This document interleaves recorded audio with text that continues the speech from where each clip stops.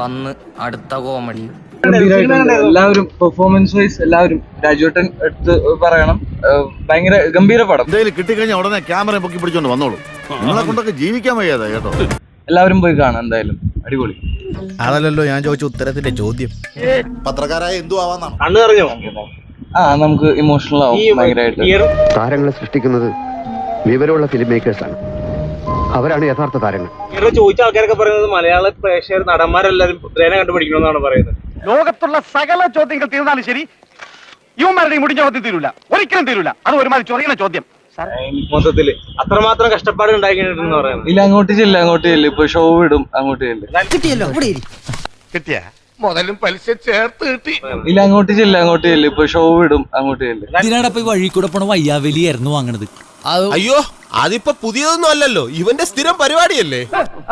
അതുവരെയൊക്കെ പഠിച്ചിട്ടുണ്ട് കാര്യം. മനുഷ്യനോട് പെരുമാറാൻ ആദ്യം പഠിക്കും. അല്ല, നല്ലപോലെ അവരെല്ലാവരും കഷ്ടപ്പെട്ടതിന് നല്ലൊരു റിസൾട്ട് എന്തായാലും കിട്ടും. എന്നെ വേണേ രണ്ടടി അടിച്ചോ, പക്ഷെ ഞാൻ ഉള്ളത് പറയും. അത് പടം കാണുമ്പോൾ നിങ്ങൾക്ക് മനസ്സിലാവും. ഭയങ്കര ഗംഭീര സിനിമയായിരുന്നു. പോരെ, ഇനിയും വേണോ? സാറിന്റെ ഡയറക്ഷനൊക്കെ എങ്ങനെയാണെന്ന്? അതെ, ഭയങ്കര അടിപൊളിയായിട്ടുണ്ട്. അടയ്ക്കാണ് ഈ മടിയിൽ വെക്കാം. അടയ്ക്കാൻ വരെ ആയാലോ. പ്രേമലൂടെ സക്സസിന്റെ ഇടയ്ക്ക് വന്നിരുന്ന് കണ്ടപ്പോ ഉള്ള സന്തോഷം എങ്ങനെയുണ്ടായി? എന്റെ ദൈവമേ, ദൈവം നടത്ത പുലിവാലി. ശരി. ഓക്കേ. ബൈ.